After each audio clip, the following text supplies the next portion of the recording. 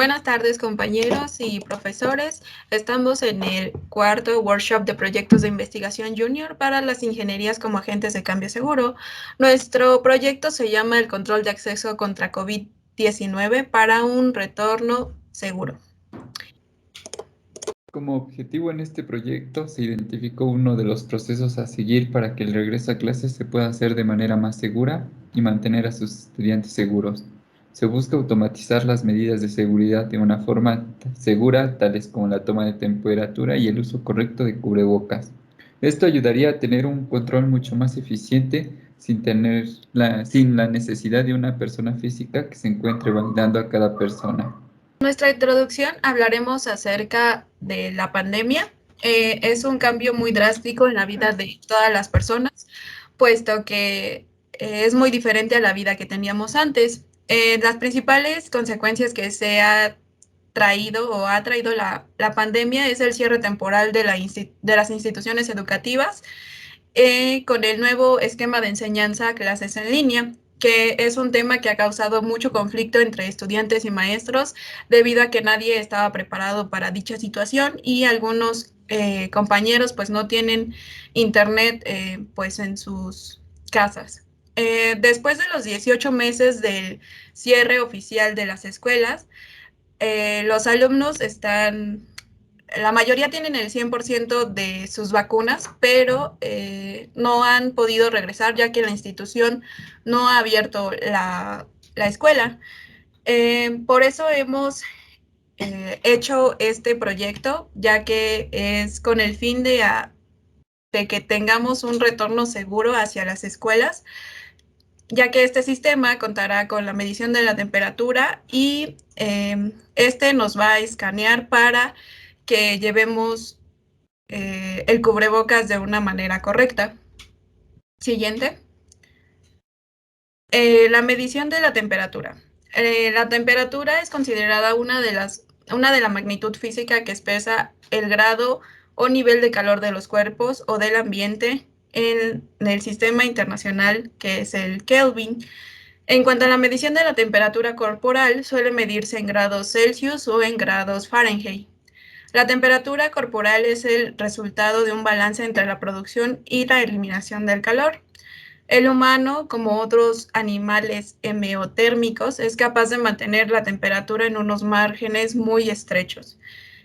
Independientemente de los cambios ambientales, el centro encargado del control térmico se encuentra el grupo neuronales del núcleo preóptico del hipotálamo anterior, que se recibe información de los receptores térmicos cutáneos de los situados en los grandes vasos, vísceras abdominales y la médula espinal.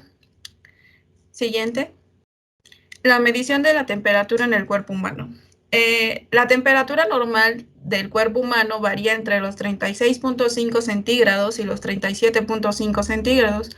Cabe aclarar que estos rangos se refieren a una temperatura no a la temperatura de los órganos. En la investigación realizada por Dorta en 2011, existen diversos factores por la cual puede afectar la temperatura corporal. Por lo tanto, esto debe ser tomado cuando nos toman la temperatura. La edad, que por ejemplo el recién nacido presenta problemas de regularización de temperatura debido a la inmadurez, de tal modo que afecta mucho en los cambios extremos. Un anciano, la temperatura normal suele estar disminuida a los 36 centígrados. La hora del día a lo largo de la jornada de la temperatura suele ser inferiores al 1.5. La temperatura máxima del organismo se alcanza entre las 18 y las 22 horas y la mínima entre las 2 o las 4. Entre este ritmo cardíaco es muy constante y se mantiene incluso en pacientes febriles. El sexo. En la segunda mitad del ciclo menstrual, después de la ovulación, hasta la menstruación, la temperatura puede elevarse entre 0.3 centígrados a 0.5 centígrados. El ejercicio físico, la actividad muscular incrementa transitoriamente la temperatura corporal. El estrés, las emociones intensas como el enojo o la ira, es el sistema autónomo pudiendo aumentar la temperatura. Funcionamiento. El funcionamiento de una termopila está formado por un conjunto de termopares interconectados en serie entre ellos, cada uno de los cuales está formado por dos materiales diferentes, con polaridades opuestas. Los termopares son emplazados en regiones calientes y frías aisladas térmicamente. Las uniones frías se colocan en un sustrato de silicio para disipar el calor, siendo esta unión conectada a una referencia conocida. Por otro lado, en las regiones calientes hay un cuerpo negro que absorbe la radiación infrarroja, elevando la temperatura de acuerdo a esta radiación. De esta forma se genera un voltaje proporcional a la diferencia de temperatura en los termopares, estando comprendido entre decenas o cientos de milivoltios. Otra cualidad es que no precisan de una fuente externa de polarización. Además, los termopares Además de los termopares, la termopila incorpora dentro del encapsulado un termistor, con la finalidad de compensar la temperatura ambiente a la que se encuentra la misma. Este termistor es de tipo NTC, siendo una resistencia de material de semiconductor cuyo valor disminuye a medida que la temperatura aumenta. La composición de la termopila está formada por la termopila, encargada de suministrar un voltaje proporcional a la radiación incidente, y el termistor, cuyo propósito consiste en compensar la temperatura ambiente. La tensión generada por la termopila, el voltaje de la termopila, es proporcional a la cuarta potencia de la temperatura a la que se encuentra el objeto de la medición, según la ley de Stan-Boltzmann, por lo que si consideramos la radiación reflejada por el ambiente y la propia del detector, tenemos que K corresponde a la constante o la sensibilidad del dispositivo. La emisividad del material de medida viene expresada por el parámetro E, siendo 1 menos E. La reflexión de un objeto de la medida debida a la temperatura ambiente es igual al valor de la temperatura del objeto, que viene representado por medio de la temperatura del objeto, y finalmente por la temperatura de disipación. Esto representa la temperatura del mismo dispositivo de medida. Todos los valores de esas temperaturas son expresados en Kelvin. Ahí está la ecuación en la que tenemos que la temperatura, que el voltaje de la termopila es igual a la constante, todo eso por la temperatura del objeto más los parámetros 1 menos C por la temperatura ambiente menos la disipada. Asumiendo que el dispositivo siempre va a estar expuesto a la misma temperatura ambiente que la del objeto de medida, podemos simplificar la ecuación anterior quedando la expresión de temperatura del objeto de la siguiente manera. La temperatura objetivo igual a raíz de cuarta de P sobre K por la constante más T a la temperatura ambiente a la cuarta potencia. La constante K depende de la sensibilidad de cada dispositivo, por lo que es preciso calibrarla a partir de un sensor de referencia. La temperatura ambiente se obtiene a partir de la resistencia del termistor, RTH, cuyo valor varía exponencialmente con la temperatura. RTH igual a R0 por E a la beta, se abren paréntesis, 1 sobre temperatura ambiente menos 1 sobre temperatura cero, donde R0 es el valor de resistencia del termistor a la temperatura de referencia T0, expresada en Kelvin, y el parámetro U es una constante asociada al material con el que se fabrica el termistor. Este varía entre 2000 a 600.000 K. Estos parámetros de referencia son proporcionados por el fabricante, obteniendo la temperatura ambiente en función del valor de la resistencia proporcionada por el termistor a dicha temperatura a partir de la expresión anterior.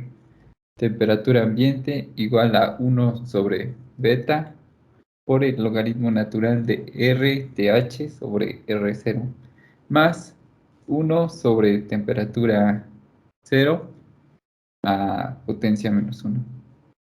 Conociendo la respuesta del termistor y termopila, podemos conocer la temperatura a la que se encuentra el objeto de medida.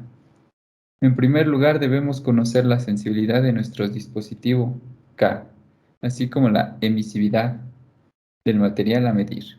Con estos datos comenzamos obteniendo el valor de la temperatura ambiente a través del valor de la resistencia del termistor, para posteriormente adquirir el valor de la tensión proporcionada por la termopila y poder calcular a partir de la ecuación el valor compensado de la temperatura del objeto. Ahora, dejando un poco de lado la medida de la temperatura, procedemos con las medidas visuales, que vienen siendo el reconocimiento del uso de mascarilla.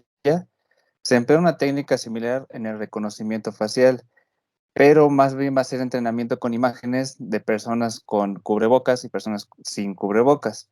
Esto debido a que se debe de entrenar el algoritmo para que pueda detectar correctamente e incluso de manera perfecta cuando una persona tiene bien puesto el uso del cubrebocas y cuando no lo trae bien puesto. El reconocimiento del uso de la mascarilla correctamente asegura que un usuario cumple con la medida más importante en cuestión de sanidad.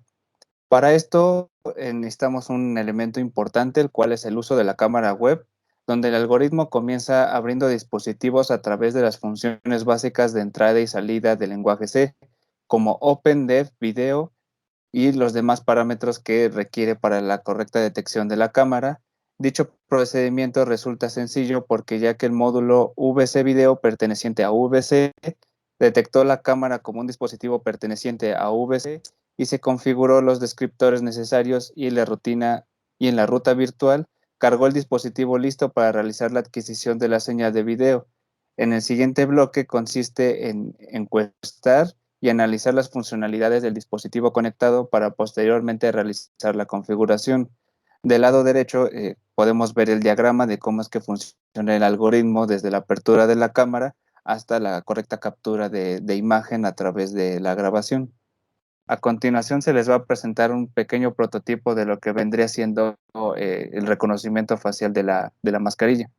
Esta es la demostración de lo que vendría siendo el pequeño sistema de detección del cubrebocas. Como podemos ver, aquí me detecta que tengo bien colocado el cubrebocas. Al yo hacer esto, me informa que está mal puesto, o incluso al tenerlo únicamente debajo de la nariz, puede llegar a colocarme que el cubrebocas está mal colocado. Esto todavía aún no está perfeccionado, puesto que es un prototipo, pero esta es básicamente la idea que se requiere del sistema, y como podemos ver, pues funciona relativamente de forma correcta. Ahora hablaremos un poco de la librería OpenCV, que es la que se ocupa para este proyecto. OpenCV es una librería de código abierto y de aprendizaje automático. OpenCV se creó para proporcionar una interfaz común para las aplicaciones de visión por computadora y para acelerar el uso de la percepción de la máquina de los productos comerciales. Al ser un producto con licencia BSD, OpenCV facilita que las empresas utilicen y modifiquen el código, ya que al ser muy versátil y tener una librería para el lenguaje Python, que es el que se está ocupando, nos genera una estructura muy fácil para tomar el video de la cámara de nuestra computadora.